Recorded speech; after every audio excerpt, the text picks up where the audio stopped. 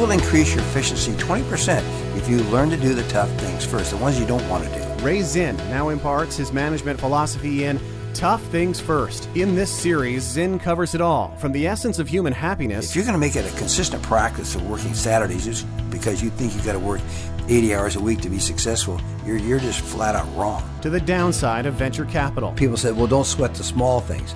Well, I guarantee if you don't sweat the small things, the big things are going to become a mess. And the essence of entrepreneurial discipline. Don't want to wait until you jump off the cliff to grab a parachute. Now here's Ray Zinn, Silicon Valley's longest-serving CEO. Hi, everybody. I'm Rob Artigo. This is the Tough Things First podcast. It's a special edition of the Tough Things First podcast. It's on video, and if you haven't watched it yet, you can watch it at toughthingsfirst.com. You just go there, find this podcast, and next to it it'll say, watch the video, and you can watch the video if you haven't done that. It's a special way to watch or listen to the podcast, and Ray and I both enjoyed being able to do it at least once a month.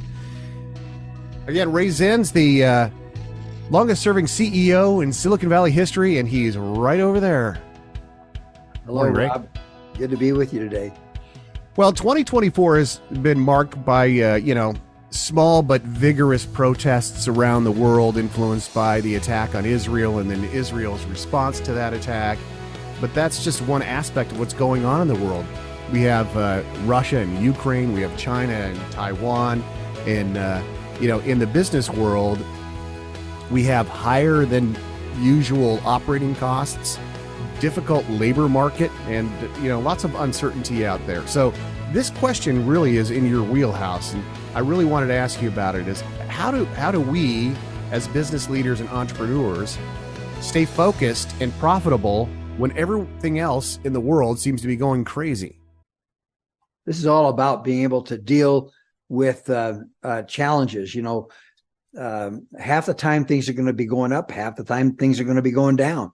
And so you just have to be able to deal with the vicissitudes of mortality, meaning the challenges, the problems that face you as you wake up in the morning and try to execute your day.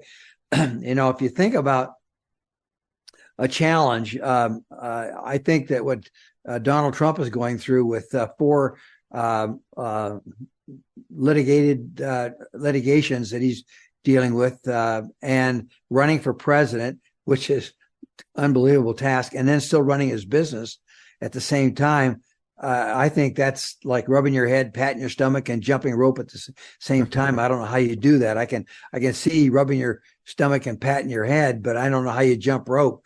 But he's doing unbelievable. I mean, how he does all aspects of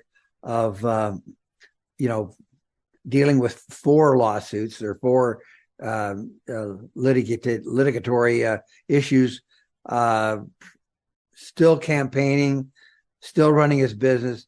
It's amazing that here we have an example of someone and contemporarily who's doing all that, and so I'm sure he's been asked how does he accomplish that? Well, he puts his pants on just like we do. In other words, we're all human.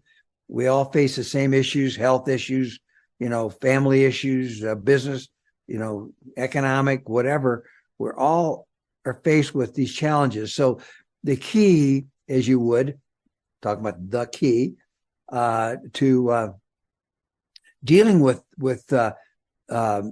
challenges and not getting derailed is to be able to compartmentalize, be able to separate each thing out one after another, and be able to not be derailed by the overall problem.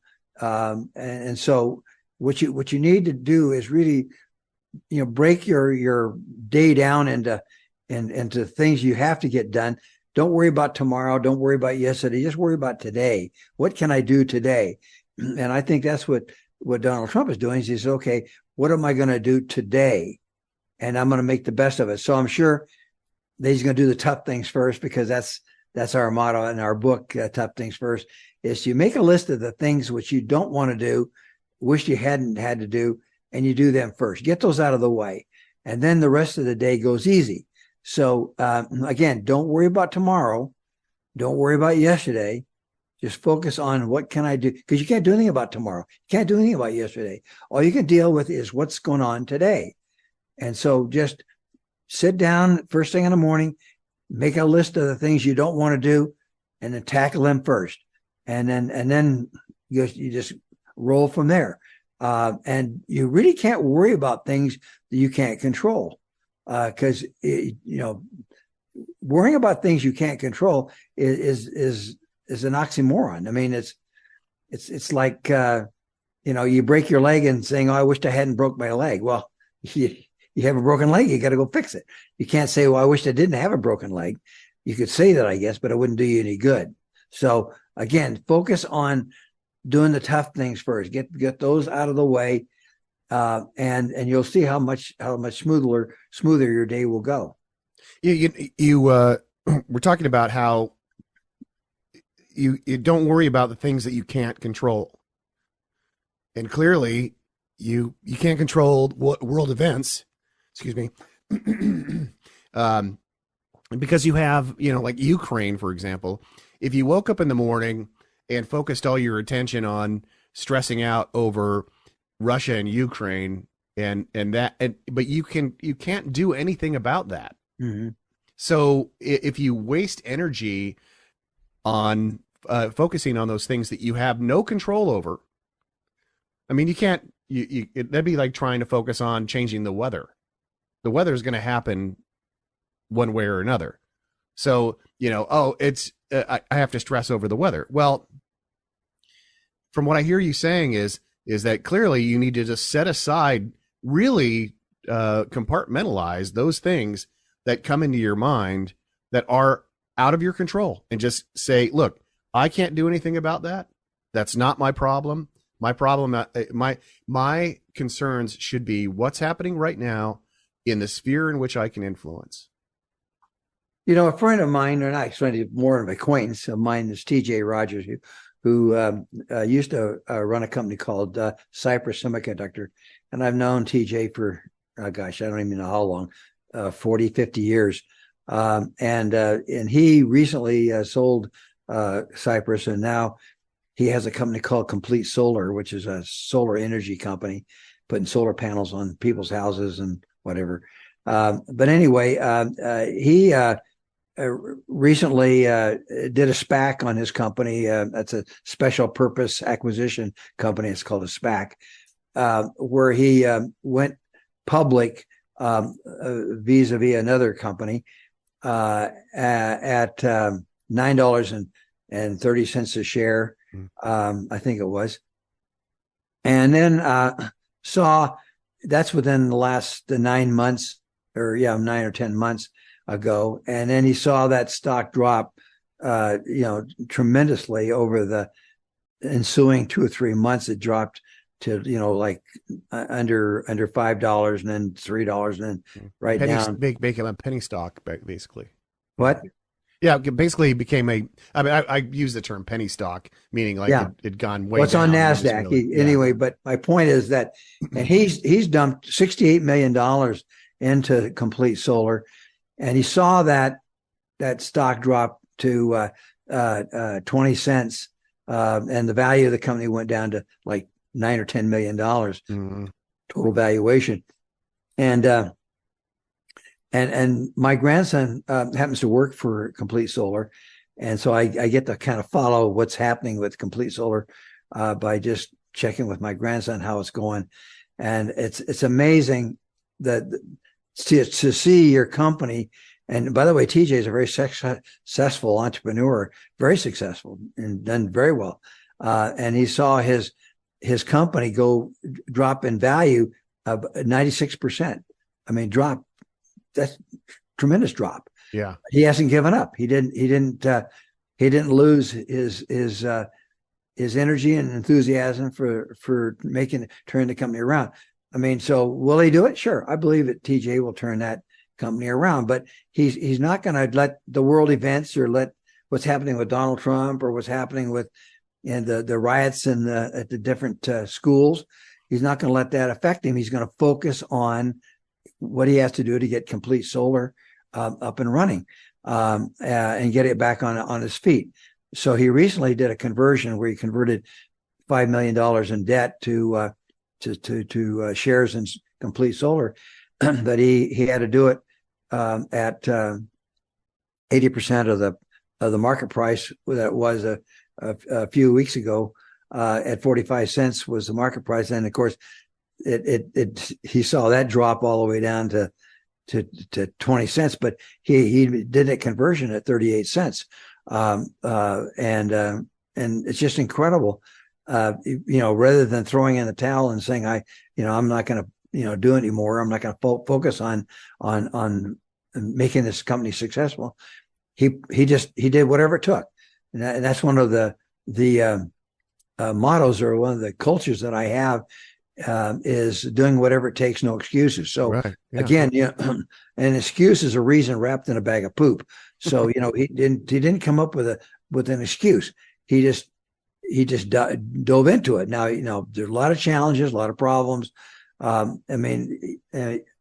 just can't believe that he can still can keep his enthusiasm up when he saw this company's value drop 96%, but it did. And now it's back up again. Now it's recovering a little bit. But anyway, so to keep focused means you have to kind of compartmentalize, to separate out all those things you can't control, things you have that have totally outside of your scope of influence, and focus on your task, focus on what you have to do, whether it be a family issue, whether it be a personal, health issue, your company, your community, whatever it is, that you have to focus on. Focus on that, because many of you who are watching this podcast or listening to it aren't necessarily running a company, but you do have problems, you do have challenges every single day. Yeah. And so to deal with that, as I said, sit down first thing in the morning, make a list of all those things that you can control, that you have the ability to deal with. Write those tough ones, the ones you don't want to do, get those done and out of the way. Then the rest of the day is easy. Yeah. And your example of your acquaintance that saw that his investment was sort of, I wouldn't say going down the tubes, but we started at one price point on the stock market, and we saw it fall down to pennies. And he kept his wits about himself, and he managed to weather the storm just by being I'm assuming your read of it is that he wasn't being emotional about the situation. He was being focused on what he could focus on and understand the fundamentals of the potential there. So he wants to see it turn around, of course, but he's not freaking out. And everybody else, and many other people are probably freaking out. Well, he may be. I'm not sure he's not emotional, but I'm sure. I mean, when I had my challenges, it affected my emotions. I mean, it does affect you. I mean, you're human. I mean, there's going to be emotions associated with your challenge. So in any case, I'm sure he was emotional, because I'm sure he didn't like what was going on. None of us like challenges or problems. Right. It doesn't change our ability or our need to deal with them, but I'm sure he was concerned. The problem is, the outcome of it is that he didn't give up. He didn't throw in the towel. He didn't say, "Oh crap, I'm done with this." He jumped. He said, "Okay, here's what I got to do." He broke it down into segments that he could eat. He could chew like an elephant. How do you eat a whole elephant? You eat him one chew at a time, one bite at a time. Right. And so he just broke it down. Said, "Okay, I got to do this, this, this, and this." I have no doubt he'll turn it around. I've invested in the company myself personally, because I know TJ will turn it around. I have faith in that. So anyway, I'm losing a lot of money right now because I bought the stock a lot higher. I mean, I bought it on $1, and now it's down around 30 or 40 cents. But anyway, I'm sure he'll turn it around. My point of this whole podcast is don't focus on things you can't do anything about. If you can't affect it, if there's nothing you can do about it, then don't deal with it. Just move on. Whether you broke your leg or whether you broke your arm or whether you came down with cancer or whatever it is, you focus on what you can handle, what you can deal with, and then the rest is easy because you're focusing on what you can handle. Don't focus on things you can't change the outcome. I do feel for TJ and what he's going through and trying to turn complete solar around. But I can't do anything about it. There's nothing I can do to affect what he needs to do to make it successful. And the same thing, I can't help Trump. I can't hurt him either. I can't help him or hurt him. I can't do a thing. I can pray for him, but that's about it. And so, focus on what you can do. Don't focus on things you can't do.